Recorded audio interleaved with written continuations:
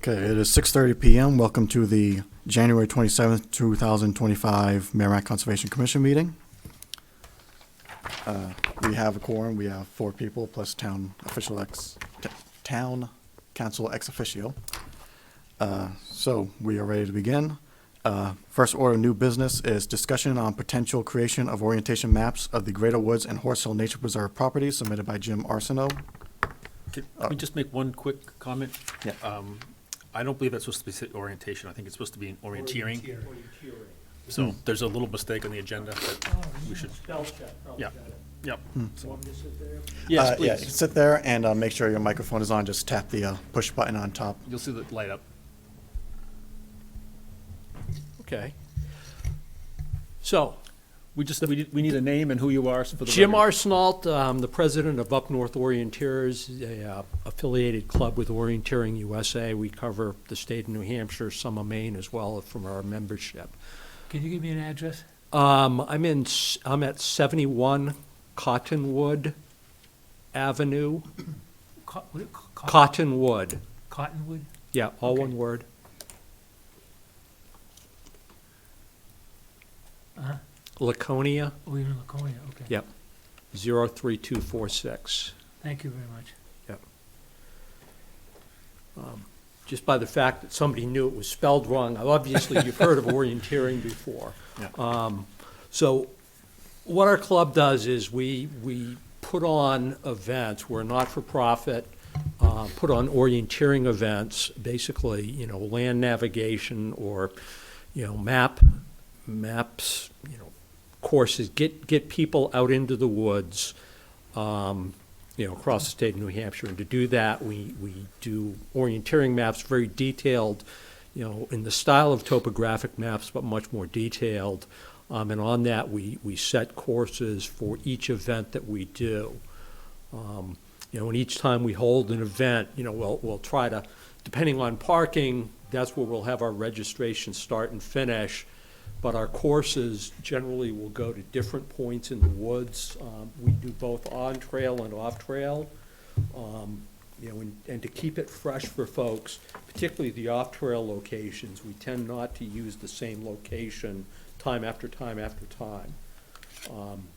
We offer up to 8 different levels of courses from, beginners that, families will go on out with toddlers, to men's and women's elite, folks that are training to go to the world championships representing the United States, and the courses range from 1 kilometer up to 10, 12, 15 kilometers, depending on, what's available there in the woods. And each course tends to have different controls. There might be some common ones, but so people are moving, through the forest individually. It's timed, but in the same way that a 5K race, you're going to have those that are hard charging and those that are there to walk the thing. So we offer that to all members, all spectrums of society. Those that want to go out and have a great time, others that the kids want to go out and stop and smell the dandelions. It's all good. Most of our events are single day, what we call local events. We don't have a lot of flash, a lot of sizzle. It's registrations one table, start finishes another table. We don't do a lot of banners and stuff like that. Really, the experience is getting people out into the woods, enjoy, have a good time, and then afterwards, discuss your course, what went well, who did you beat this week that beat you last week, sort of thing. Do you charge a fee? We do charge a fee it's normally $10 or $5 for children. Club members, our annual fee to be a member of the club covers the costs of that for local events. We do also, generally once every other year, sponsor a national level event. And for those, we can have any, in the order of 200 folks coming. The fee for those for the competitive categories is in the range of $40 to $50 per day. Those tend to be 2-day events. But as part of those, we also offer what we call recreational, which doesn't, they don't get national ranking points. they get to run on the same courses, but those are regular meet fees apply. So that locals that would come to that, they're not interested in being competitive, there's the very low-cost option that's available to them. Okay. Thank you. You know, and we've been looking at, you know, parcels of land around the state, sort of where our membership is, you know, and, you know, trying to expand what we've got. You know, we've done stuff at Bear Brook, Pawtuckaway, Hollis Town Forest, Beaver Brook, and we've got maps there, but, you know, sort of looking at it, it's Horse Hill, you know, there's a friend that works in Merrimack that runs there, and said that would make a good course, you know, a place to, good map to put courses. And also a woman that I believe used to work in the Merrimack schools. You know, I asked her about, you know, Greater Woods, and she said that would be perfect. And I've run out in Greater Woods, great trail network. The off-trail stuff is also suitable for what we're looking for. And just here to ask your permission to, you know, create the maps and then hold events on a periodic basis. So when you say off-trail, so that's a problem that we have a lot of issues with, is people forging their own trails. Right. So when you say off-trail, what do you, I mean, what kind of impact is you gonna, I mean, are these gonna be all the people using the same off-trail section, or are they going to a single No. location? No, How does this so work? the beginner level courses Yeah. stay all on the established trail network. Okay, You know, as you start to get up in navigational difficulty and length, that's when we start taking people off trail. You know, those tend to be, you know, the longer courses, we take them further out, so those controls, you know, only a handful of folks are gonna hit. The ones that are closer in, you know, 2 courses might hit, you know, a control over here, 2 or 3 would hit one over here. And the way that we do it is, runners choose the route between each of these controls, so that, you know, and that the next time we hold an event there, we use a different control location. So it really disperses the footprint of people in the woods. You know, our goal is to leave no trace, you know, Right. after we're done, you know, a week later, unless the wind hasn't been blowing to move trees, the leaves around, generally, you wouldn't know we're there. We stay away from wetlands for control locations, because people don't want to get their feet wet. You know, so that, you know, they might skirt the edges of those. But, you know, there's been a number of studies done, a lot of these over in Europe, where orienteering is a lot bigger. You know, where we'd hold, you know, we'd have maybe 40 or 50 people for a Saturday event. You know, they're gonna have 200, 300, 400. And they also hold, you know, sort of their regional nationals with thousands of folks. And they've done studies there that, you know, a year later, there's no evidence that, you know, a major event was held there as far as, you know, disruption to the environment. We don't create goat paths, yeah, okay. because that sort of detracts from the purpose of what we're trying to do. So you made a comment, like 30 or 40 people, that's a typical That's a event? typical weekend, you know, a local event for us. And those are participants? Those are participants. So the rest of the staff, you know, the 10, 15 people or so, just to run the tables and the start? And Right, you know, and Okay. we'll sort of, you know, go do that, you know, we'll normally have, you know, somebody that has set the courses and somebody that checks the control locations, you know, so they've been out in the forest. All the other folks that are sort of there helping in setting up and running registration, we'll cycle them through so they get a chance to run out in the woods as well. And these things typically happen over the weekend? Yeah, you know, it's normally a Saturday or a Sunday. And I assume your leave no trace policy also applies to the control locations, any markings or Right, items you you know, would so have out I there. didn't bring one with me, but, you know, our controls are, it's a 3-dimensional, 12-foot square on each side, triangle, white and orange. So it's highly visible in the forest. That was me, I turned mine down. Sorry. You know, and we'll either put those on like a stake out in the forest, or we'll tie it to a tree.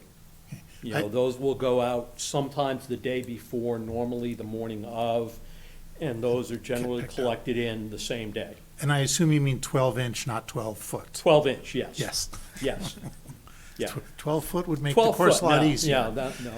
What do you need as far as infrastructures? I mean, at your, you know, tables, porta potties, trash? Yeah, we removal, just, we'll, you know, a porta potty and a place to park. All right, is that something that you guys bring in, or is that something you'd expect us to provide? We will do that if, you know, if there's not toilet facilities available where we're set up, we'll arrange for a porta potty or two. Because neither Greater Woods or Horse Hill has one. I have one other, I don't think this is a big issue, but Greater Woods, the far western end of Greater Woods, some of our trails lead into Amherst. And I don't know if you might want to check with them. They have a huge parking lot on Greater Road. It's Okay. their parking lot. And if you're going to use porta potties and that's the location I just think as a courtesy, you might want to let them know that Right. you're going to be there. The part of the trails that we have that border on Amherst Road, border on the town of Amherst. Yeah. It's a very small section of Yeah. of our whole property. But somebody may end up out on Right. Amherst property, and I just want to let you know about it. Right, yeah, and, you know, we've been in, I think one of my club mates is in touch with them, that we've, Okay. a long time ago, we had a map of Joe English, that somebody is updating that now. And I'd seen that they'd Yep. acquired some additional properties, you said, on the west side abutting yours. You know, so, you know, assuming we can get permission from you, hope to get permission from them, so that, you know, providing a larger tract of land gives us more options for courses. What is your kind of notification process? Do you let us know when you're holding an event? Do you contact our town police department? I'd be in touch with you if you require a certificate of insurance, we can get that. You know, we've got insurance coverage through our national association. Let you know, your Parks and Rec, would help publicizing it, for local folks as well, trying to get more folks out for that. And we're also, hoping to get folks from the schools. I haven't done an outreach to the school, but there are, folks that we're aware of that include, they offer programs that fit in well with elementary, middle school, and high school level curriculum, and the map and that as a resource would be available for them as well to use. Is that something you put on a website or something, or you keep it, are these maps public at all times, or is it a course that changes each time? The course changes each time. Basically, we retain the copyright on the map, but, generally that says there, it's available for, free to use for, nonprofit, educational use by anyone. And that, because the nature of it, we tend to try to update them every couple of years as the vegetation changes, if there's been logging or something, if trails move, we'll try to keep the map up to date, so that those are, they're not close hold, but, we have those stored away. But yeah, folks that are interested in using them, they would be available. You're done? Okay. You're right up, thank you very much for that. You make mention of the parcel. We do not have any say over the school parcel. Right, understand that. We do have a memo of understanding with the school department, and we manage that roughly 30 acres as part of Greater Woods. Mhm.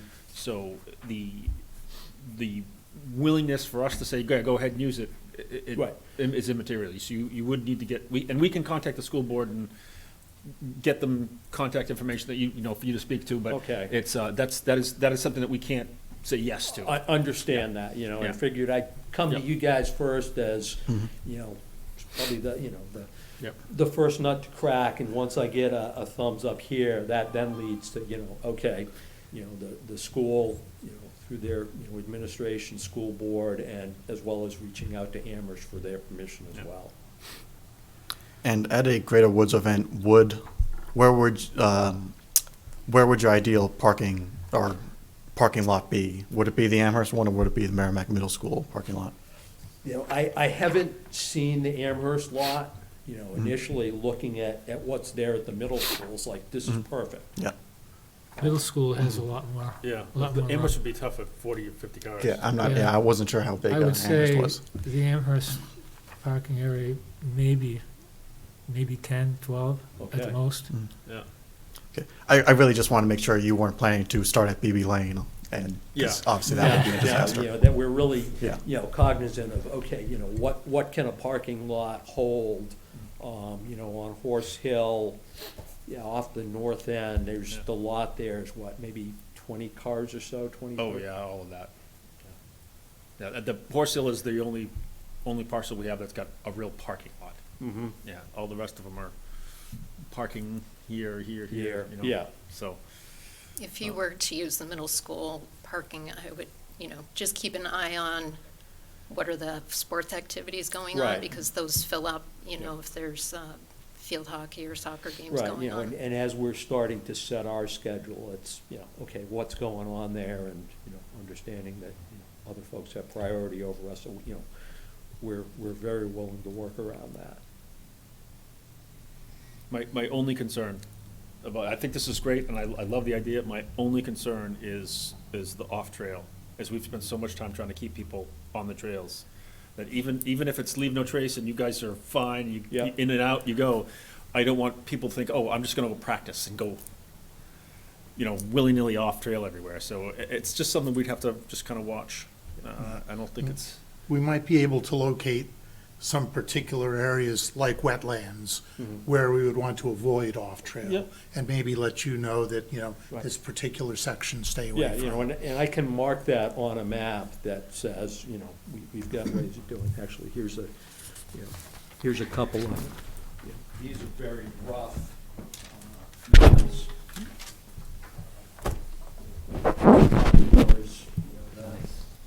The water features and trails, you know, is from open source, OpenStreetMapper.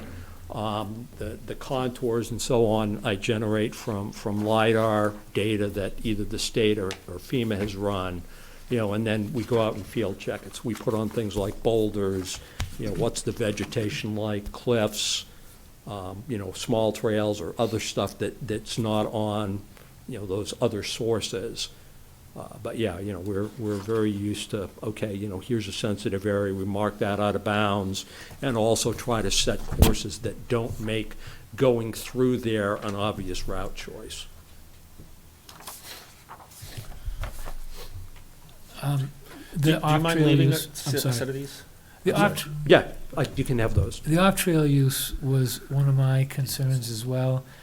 I'm willing to, give you the rope for maybe, one session, and Mhm. then look at how did it go? Mhm. Did we have any problems with it? I don't know if anybody else is, I don't want to speak for everybody, but I think it's a great idea, too. I'm fine with it, but I don't speak for everybody.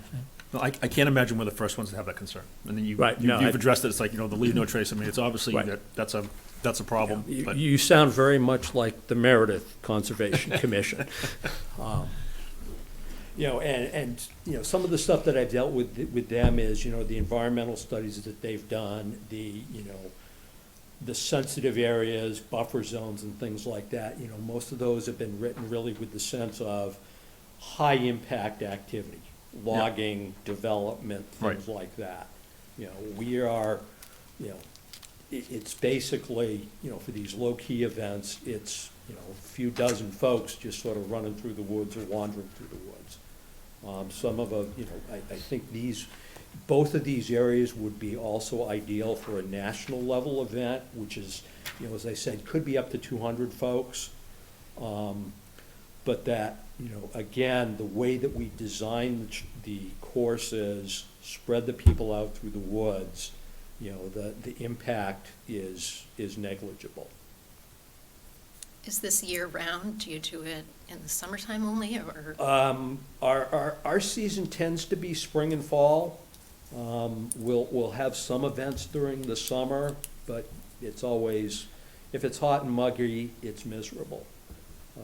May is problematic without a lot of bug dope on, you know, black fly season. I'm trying to remember, is hunting allowed in either of these areas? Yeah. Yes, okay, you know, that's Yes. also a limitation for us, you know, sort of working around, you know, hunting season. We've considered doing more winter events, given, you know, you don't get a lot of snow, you know, and there's, you know, orienteering shoes come in a studded variety, so it's like studs on your car. So running in the woods in the winter, you know, if it's a little bit of ice, the studs take care of that, you know, and it's actually better because you've got better visibility because there's no leaves out there.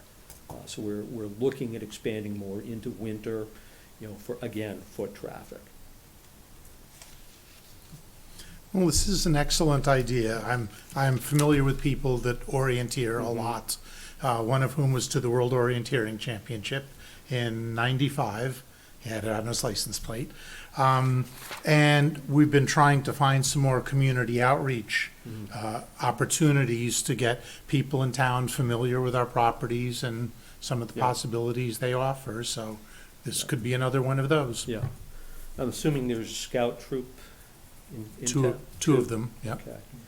Because actually just started a project, and I'm doing a map of the Griswold Scout Reservation up in Gilmanton. So trying to get more scouts into it as well, you know, both centralized there at a scout camp, but also this is what we have to offer closer to home for them. I'm assuming the scouts still offer an orienteering merit badge. They They used do. to when I was one, Yes. so. Do we have any maps of like endangered species, like, you know, is somebody going to go traipsing across lady slippers or something in there? Is that a concern? Do we- The Heritage Bureau manages that. Okay. So the two places that we have known endangered or items of concern are not on either of these two properties. Okay. You know, we've never had problems with that, you know, properties that we have run on with things like that, you know, that, you know, folks, most of the folks we have, I'll say, are environmentally aware of what they're doing, you know, where their feet are going and so on. Yep. So, Yeah, I think this is a great idea, and Tom, same thing, I mean, we're gonna give you enough rope, I don't wanna say it, but, you know, give you enough rope, and, you know, we'll have to see what it looks like afterwards, and hopefully it's no impact, and it's gonna be perfect. Because it's, I think it's great, this is exactly what we're doing, we're trying to get people to go out and Yeah. enjoy these properties, so. So the next step would be talking with the school commission? yeah, I think talk to the school commission, you know, get their permission, and also contacts in the school of, you know, try to get them linked up with some of the resources that we have available or could make available to them to incorporate it into the curriculum, you know, for a benefit to them, and, you know, and, you know, as we're starting to establish a schedule, work with them, work with you, you know, if either needs a certificate of insurance, we can take care of that, no problem, and really, you know, whatever publicity that you can help us with for local folks, would be greatly appreciated. You know, obviously, the middle school has, you know, 30 acres, it's in the middle of, Yeah. of a parcel, and it's pretty heavily trailed. Right. We have some, that was where they started, when we started that whole project, so that would be an interesting place to have some basic orienteering classes, right, with the school. They could do it as part of the gym class or something, I Yeah. guess, you know? I will say, though, in general terms, the school board can be a little more of a challenge to deal with on creative things like this. Okay? So I will be prepared for that. I would make sure that you mention the certificate of insurance, because that's one of the things they're concerned about, especially if you're planning on using the school parking lot. They will be concerned about that. Right, and, yeah, and I think it's a great idea, too. So does anyone else have any questions? I do not, thank you for coming all Yeah, the way thank down you. here for this. All right. Okay, yeah, so commission has no problems with it as of now. Yeah. Yeah, We'll I'll be in touch then. Yeah. As Thank you very things much. progress, I'll send you a copy of the map, let you know what it looks like, and, super. Thank you very much. Thank you. Thank you. Appreciate you coming down, sharing this with us. And these are for the minutes, so, yeah. Okay. Okay, that moves us on to Merrimack Conservation Commission participation in the 2025 Winter Carnival. This was submitted by Ellen. Steve sent us an email, I think it was just to me and Ellen, reminding us that, because I think Matt sent him the invitation, so Steve forwarded it to us. So I did register for a table at the Winter Carnival. I think I included Ellen on that email too. I don't know if we have what plans we have. Maybe we just repeat what we did last year. I know Karis made a couple games for kids. When is it? February 8th, February 8th? a week Ah, from that's this soon. Saturday. Wow. Oh, I didn't realize it was that soon either. Yeah. They moved it up a couple of weeks to try to hope that there'd be snow, so we'll see what happens. Yeah. We had, I don't know where it is, but we had a duck box Mm-hmm. with stuffed animals, and I have one duck box, but it's old. we had one put aside that we kept Really? relatively clean. It may be downstairs, and Okay. that may be in That would be a good the one to bathroom put, yeah. storage facility. But we had one, and we had a couple stuffed animals in it, like, fake ducks, things for it. I have no idea where that ended up. We probably hung it. Very possibly.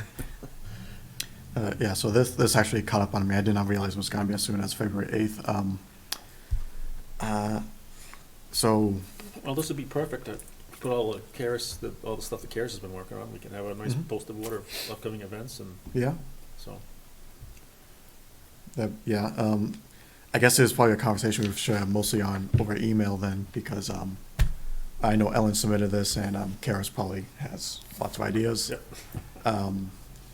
So, I guess actually, I signed up for the carnival before the last meeting, so Ellen actually might have brought it up at the last meeting. I'm not I entirely did sure. hear about it. I did hear, I think she did. Okay. I'm betting Ellen was expecting more of a in-depth conversation, but there's really not much of us here, so I think we can organize most of that stuff over email.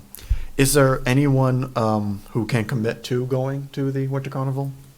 I will be there with the we're gonna have a town council Mm. table, so When is the date?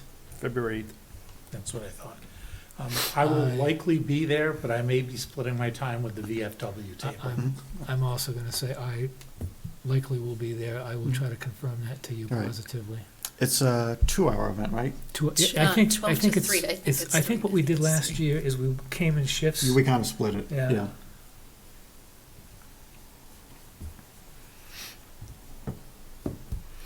Okay, so, so over email, we'll discuss things like shifts and who Okay. can be there. Okay, I'm still a maybe on that. I'm not sure if I can go there again this I'll year. coordinate with Karis. I have an idea for an activity that Mhm. some of the kids can do, an easy one to set up, so. Okay.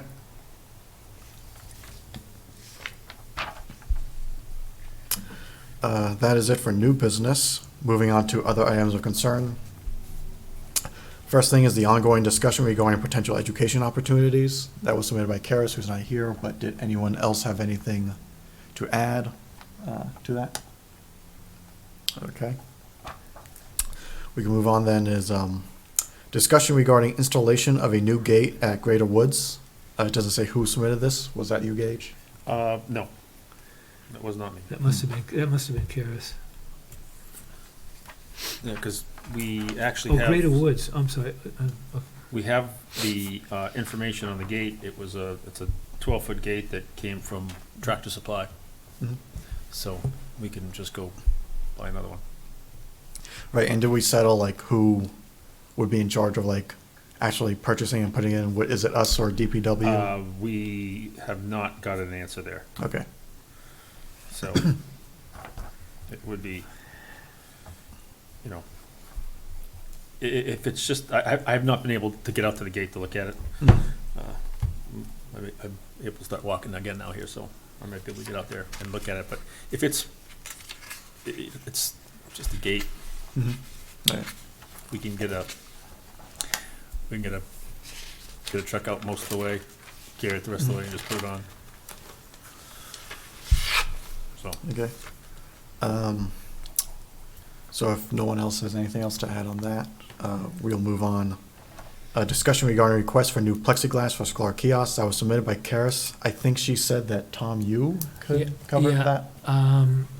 This is what I have done so far. I have done pricing on the plexiglass, and it looks like we're also gonna need to build a new frame.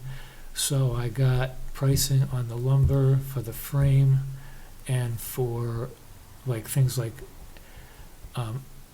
hinges and hasps and any kind of things like that. I've got a whole list of it. It comes, the bottom line for everything comes to, it's $235.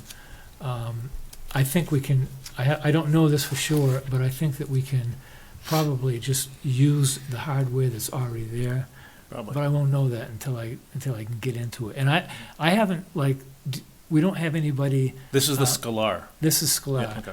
We don't have anybody who has stepped up to say, I can build it. I'm willing to do that, but if I do carpentry stuff, I usually would get a grade of a C, maybe a C plus. So I'm willing to do it. I would probably have to take the gate and bring it to my garage because that's the only place I can get the work done. I don't have tools that are mobile. Yeah. All of my tools you got to plug into an electrical outlet. So Well, does the face come off? I mean, does it just come right off? I'd have to pull it off with. I'd have to take the hinges off. Yeah. And it's. I would just take anything that's inside the kiosk. I'd take it out temporarily until I could put the new one in. But there's another little glitch as well.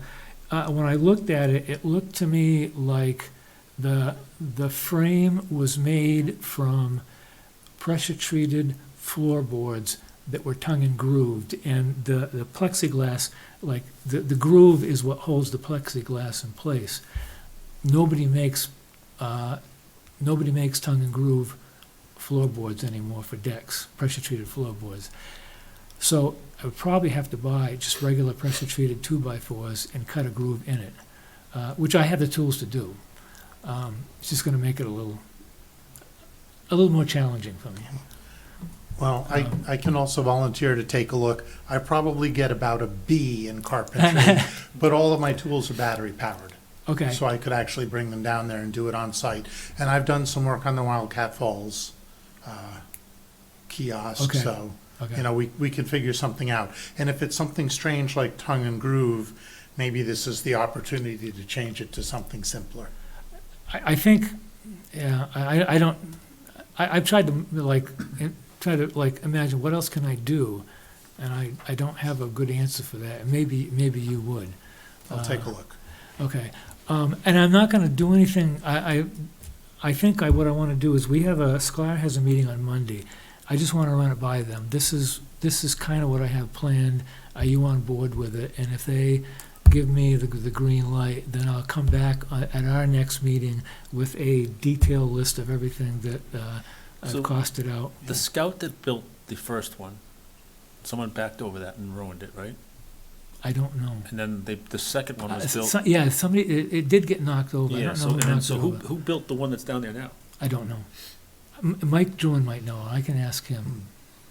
So I thought it was the person that ran it over, the logging company or something. Which I don't- actually brings up the question, is this maybe not something for the subcommittee to be looking at, rebuilding? Well, I am in the subcommittee. Okay. I'm their liaison, so, and I've kind of like just, I don't know, somehow it came to me as the person to do the job, If so. nothing else, I can look and offer some options. Okay.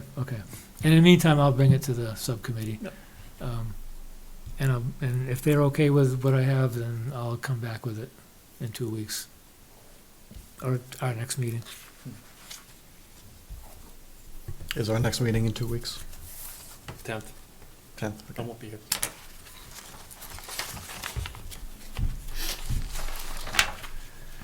Okay, so that moves us on to report on town council vote on name of Wildcat Conservation Area. That was submitted by Ellen. I can handle that. Yeah. So I was at the meeting with her. So we brought it up and we discussed it for considerably longer than I would have thought we needed to. But at the end, they voted to approve the name change. Mhm. I have a little bit more from our recent meeting. So during that discussion, somebody had brought up maybe it would be a good idea to name it after the last name of whoever owned it previously. Paul looked into that. It was sold to the town for $1 from the state. So there is no name to name it after, so we're good to go with Wildcat Conservation Area. I had a couple other notes. We discussed the impacts of parking overflow. They did look into it. The police have had less than 5 complaints a year about parking. So just kind of reiterating, residents in the area need to call the police if people are parking illegally. There are the signs, they do have, it goes by the fine schedule, so there are fines that they can be given if they're parked in the wrong place. So really, going to social media doesn't help give the police a call and let them know so they can handle it. Just a reminder, back in 2020, they created placards for residents to get. They're available at the town manager's office.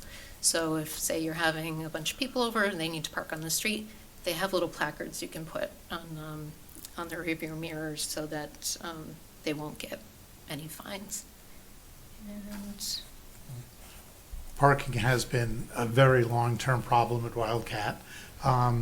At some point, I will have another discussion about some of the parking options that we've discussed. There are a couple of ideas with varying levels of expansion of the parking from 2, 3, 4 extra spaces up to 10 or 15 or even more spaces. somebody did bring up at our meeting last week too, did it make sense to send letters to the residents again to kind of reiterate that they can call police to report these?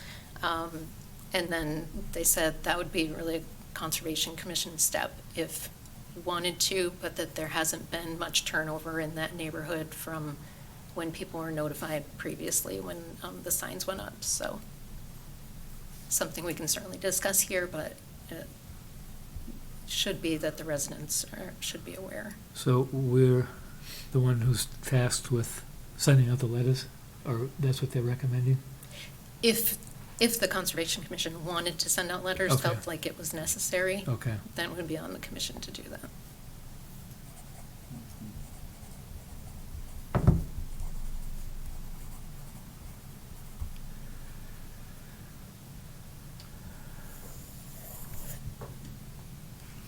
Yeah, and I just checked on Google, and they also still have not changed the address from 35 Courier Road to whatever Watson Park would be. We've had discussion before, but how exactly do we go about doing that? Because we've done it in other cases, but I'm not So familiar. I've done it with Wildcat several times. I can reach out to Google. Okay, and try to get yeah, because I just did a quick Google, and it's already renamed Wildcat Conservation Area, but it's, Yes. Yeah, you already took care of that. I did that. okay. But I just checked the address. I'm not sure what happens if I click directions, but, yeah, okay, so. Is the intention to change it to Watson Park at Town Center Trails? Yes, we have gotten permission from Parks and Rec that we can change the Wildcat Falls address to Watson Park. Okay. Right. So are we gonna have to put up a signpost at Watson Park for Wildcat? Until the new maps have been printed with Access, the access instructions, to yes. access to Wildcat, Mhm. with a big arrow? Yeah, we, Probably should We have some should. kind of sign, kiosk or sign or something. I thought the was doing something, there was some signage that was going to go there. Well, I could email Parks and Rec, just to see if they know of anything, but, yeah, I'll just ask, if they know of any plans that are gonna be put up and whether or not we should, do something. I mean, obviously it would be their property, but since it would be to our property, maybe we should, be the ones designing the sign. I don't know. Yeah. I'll ask them. As an interesting note, there's at least one sign in Wildcat that points to the parking lot. And we'll have to decide whether we want to leave that one there and add another one back to town center, or remove the one that's there, or just point it in another direction. Just to, they did bring up that parking is limited at Watson Park too, so Mhm. just, Far less limited than it is at Yeah. Courier Road. yeah, yeah. I mean, when I've seen Watson Park busy, but that lot's never full, so. But it will be if that becomes the main parking lot, it's gonna be baked.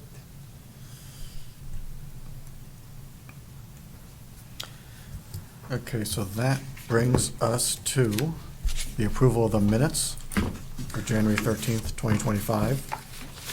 I'll make a motion to approve the minutes as amended. Second? Second. Oh, wait, what? Tom, were Okay. you seconding or were you asking for a second? I was seconding it, but, okay.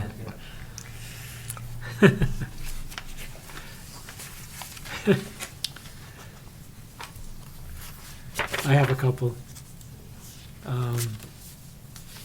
The first one is that I don't think it happened, I don't think the meeting took place in Memorial Room. I think it took place here. So that's in line 8. So that would have to be Oh, wow. changed.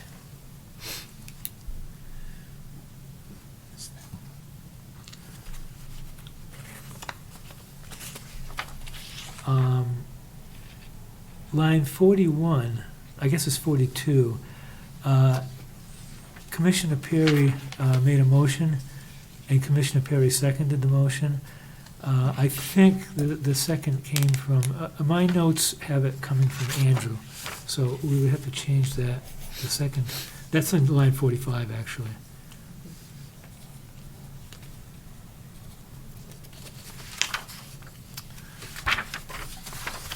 And line 121.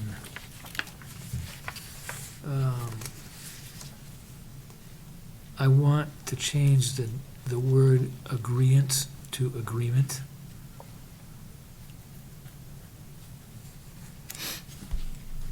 Is that 20, yeah, 121. Yep. And then I got something on line 136, let me see what that is.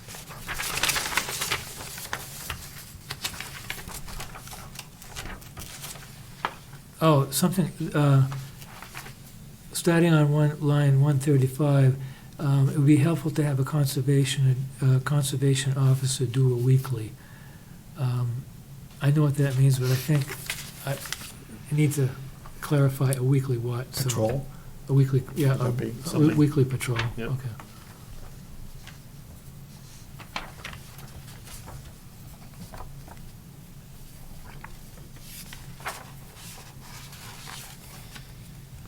That's all I have.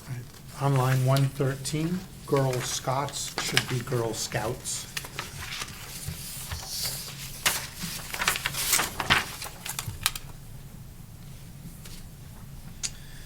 So, I thought, didn't Girl Scouts and Boy Scouts go away? Isn't it just Scouts? No. So the Boy Scouts of America has changed its name to Scouts BSA. But as far as I know, Girl Scouts are still Okay. Girl Scouts.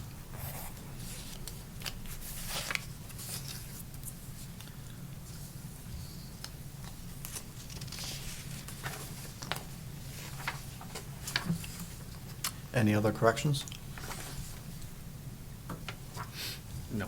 Okay, in that case, all in favor of approving the minutes as amended? All opposed? All abstaining? Passes 5-0 to 0.